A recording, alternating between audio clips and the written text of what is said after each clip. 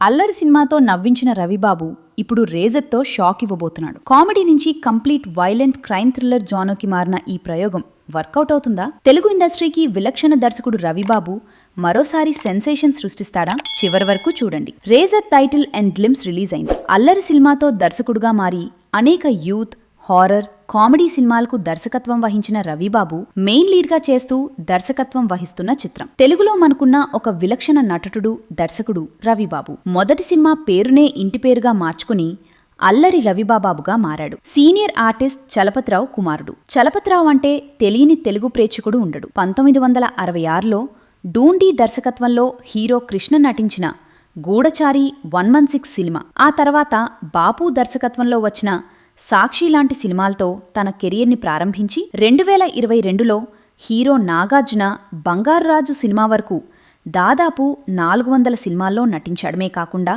బాలకృష్ణ హీరోగా కలియుగ కృష్ణుడు, జగపతిబాబు హీరోగా జగన్బాబు హీరో నాటకం, శారదతో కడపరెడ్డమ్మ లాంటి సినిమాలు నిర్మించాడు. చలపతిరావు 2022 డిసెంబర్లో మరణించాడు. తెలుగు సినిమాలకు తనవంతు కృషి చేసిన చలపతిరావు ఒక గొప్ప నటుడు, నిర్మాత. చిన్నప్పటి నుండి రవిబాబు సినిమా వాతావరణంలోనే పెరిగాడు. కాలిఫోర్నియాలో సోనీ ఇన్స్టిట్యూట్లో కోర్స్ చేసి టీవీ ఏషియాకి ప్రొడ్యూసర్గా, కెమెరామెన్గా, ఎడిటర్గా పనిచేశాడు. 1999లో ఫ్లయింగ్ ఫ్రాగ్స్ అనే సంస్థను నెలకొల్పి యాడ్స్ చేశాడు. తమన్నాతో సెల్కాన్ ఫోన్స్ మరియు టీడీపీ పార్టీకి యాడ్స్ చేశాడు. 2002లో అల్లరి సినిమాను తనే ప్రొడ్యూస్ చేసి దర్శకుడు ఇవివి సత్యనారాయణ రెండవ కొడుకు నరేష్ని హీరోగా పరిచయం చేస్తూ దర్శకత్వం వహించాడు. ఈ సినిమాతో ఇద్దరు అల్లరి నరేష్, అల్లరి రవిబాబుగా స్థిరపడ్డారు. ఆ తర్వాత అమ్మాయిలబ్బాయిలు, సోగ్గాడు, అనసూయ, నచ్చావులే, అమరావతి, అవును, లడ్డుబాబు